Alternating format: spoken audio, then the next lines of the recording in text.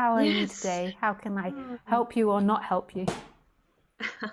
I really don't know. Oh, I really appreciated your talk. It was right um, at the heart of what I wanted to share or ask. I'll try to formulate a question because I'm really struggling with expressing it because the language it gets harder and harder for me because I every time I hear myself asking a question, how do I do this or how do I do that? I really am so conscious of the fact that it's my mind Mm, wants to ask questions to get enlightened or yeah, whatever. yeah, And the mind, yeah, my mind can never be enlightened. So that's a bit of a loop in which I get stuck sometimes, but yeah, I'll try anyway. yeah. So don't mind me speaking about I for the sake of the question. Um, yeah, I've been feeling the urge or thinking a lot about um, trying to wanting to stop seeking, getting somewhere, trying to achieve something, to find something. Mm. And I know it will happen uh, either way, no matter what I think about it or what I think I decide about it.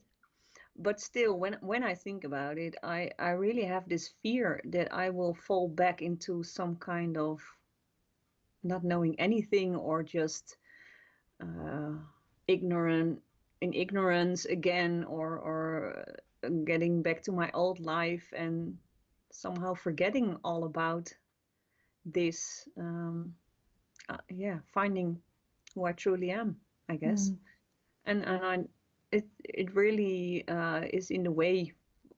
I, I see that it will happen anyway or not, mm, but still, this is something that really keeps me busy. That this fear, and um, yeah, yeah. Well, maybe you have something to share or your experience or. yeah.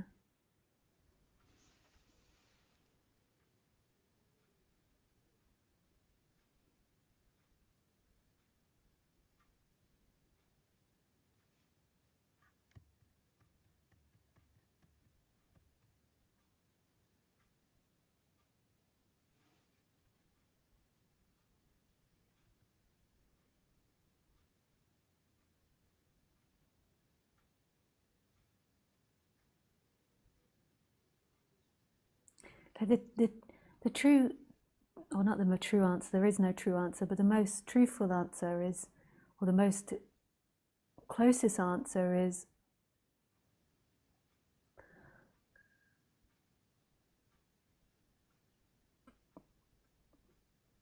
that the mind is always going to have issues. That the mind is always going to be looking for a better place for you to be. No matter what, it's like the nature of the mind. It's always looking for the better place. And so at the moment, you've got in your mind this idea of enlightenment. And so your mind is busily trying to get the best place for that. And there is there is no there is no way that mind can get to what's been spoken about. There's no way that that person can't arrive at stillness because you already are stillness. So the mind just latches onto the idea of enlightenment and does this story. This story that you're telling yourself will be a circular story of patterns in which your mind is used to speaking about. So if you look at it like we're like machines, and so what our mind does is it just swaps stories. So the story about worrying about going back to this going back to the way it was before, that your mind will have been worrying about this your whole lifetime, but just in different variations. So your mind just is a habit, it's like a machine producing thoughts. And then there's identification with them, and then they feel really real and super important because what it feels like on the human level is everything that you think and feel and want and need feels very important to you because you're uncomfortable, you're not quite at home. So you feel like you've lost something and you're kind of scurrying away trying to get that equilibrium, I can't say the word, the balance back. So you're trying to find the balance in that mind. So your mind is like a habit that's just continuously swapping stories, but you're going over the same story again and again and again. So it's the same like neural pathways, I suppose, in your brain that's just playing the same stories. So on the human level, if you want to try to calm yourself down on the human level, which is advisable, is to me what I would do is you explore like you're doing now. You're listening to different talks, you're exploring the nature of yourself, you're sitting in silence, you're going in deep to see what's happening. But the key of what I would do is trying to get deeper than the thought. So your thought is telling you. So just tell me again exactly what your thoughts are telling you, that you're going to go back to your old way of life. Yes. So I feel urge to relax the searching, but I'm afraid that will mean not that I will be literally more relaxed and more surrendering to whatever is going to happen, but instead losing it all and going back to just finding joy and pleasure in worldly things. Yeah. So this feels like it's got juice to it. It feels very real to you, right? Yeah. So that feels like that's what could potentially happen to you. So my advice on that level, if you want to go into the human level, even though I'm saying this, at the same time I'm also saying you can't do anything, like the person just does. But I'm giving advice, but at the same time like saying that doing happens, it's actually not under your control. So if this happens or not, it's down to life. But you go and you find the habit of that story. That story is not an isolated incident. It feels like that to you, but it's just regurgitated stuff. So you go back to your past and you think about your past. So is this something I told myself with my work? Did I have similar stories? Let me think of a similar story to give you an example.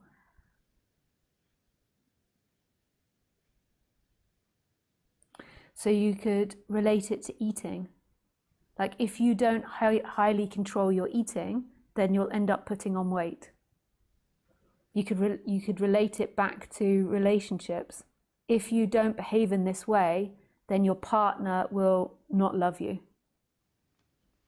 If you could relate it to many stories that you would tell yourself. Like if you don't do this amount of work at university, then you'll fail your course. Like if you don't take control in this way, then bad things will come.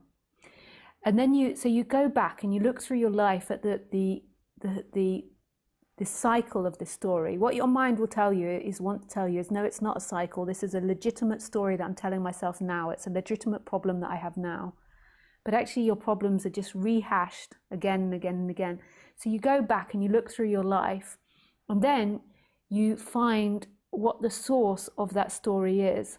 So what is the feeling that's at the source of it? So what feeling is it that I'm afraid of here? And just for example, I'm not saying it's you, I just give it as an example. The example could be, the feeling could be,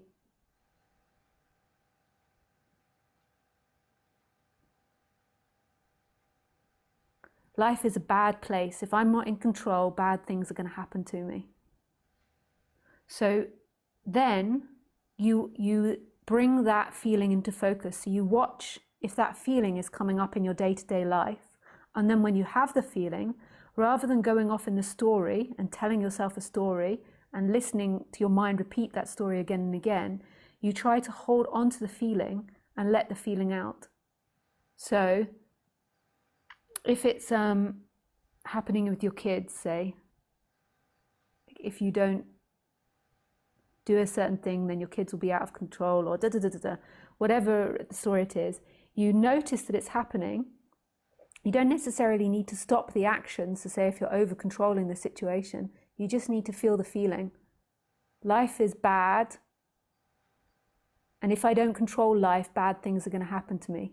And you just notice that that deep feeling is happening, and notice that you're going off into a story and believe in the story. And then through time, that feeling will lose its grip. It will not hold on so tightly. It will lose its grip. You'll begin to see it, and then you can begin to look at different options of ways to respond. And then you can maybe also introduce the idea that life isn't against you. This is all example. I'm not talking about you, Marlene. Like, this is an example that like I'm just giving.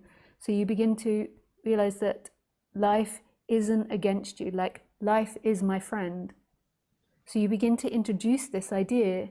So then, eventually what can happen is that urge comes up, and then there can be another thought that comes in, like, life is my friend. Like, life isn't against me. It's not talking about being stupid and like letting your whole life go down the dustpan, you know, like giving all your money away or something. It's just noticing these things.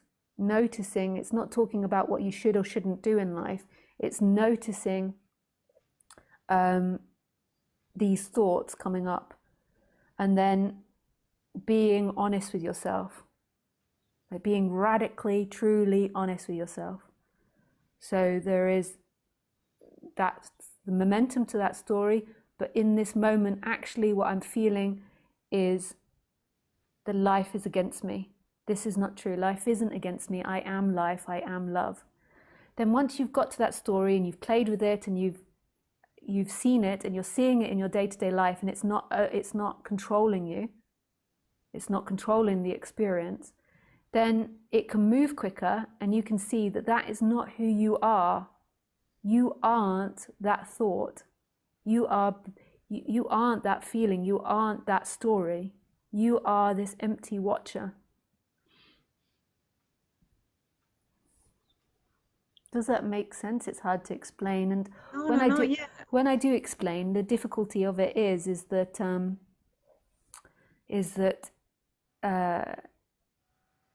you can never quite get words right and experiences right. But yeah. No, but it's really very, very clear, and even the example gets very close to, I think, what is for me is underneath it. Really, have the feeling to have to a deep feeling. It's not what I want to believe, but what I do believe. That I have to be alert and really have the reins in my own hands to arrange a good life, and it's a deep belief, and I feel it's getting loosened more and more, because I see how ridiculous it is, and actually the whole idea of that there's no personal doer was a real relief for me on one hand, and on the other hand I also feel that I still don't trust that for 100%, and so I don't dare to rely on it fully, you know. And you don't have to like jump off the jump off the edge of the cliff straight away. So it's like you don't have to like give up the reins straight away. It's like a gentle thing, because if you give up the reins too early, then like you say, your subconscious might take over and take you into like nihilism or something. It might, or materialism. So it's like what you want to begin to feel is this other energy in you that feels more expansive, and letting that act more. So it's like this energy that feels more loving and more expansive. But this is something that will begin to happen through time. So it's like like acting from a more deeper place, rather than this more surface place of like life is going to hurt me and I've got to protect myself in all these ways. But it's also, there is like a wisdom in the body that comes, that the body, like it's wise for the body to use the intellect to navigate its surroundings. So it's not like throwing out everything.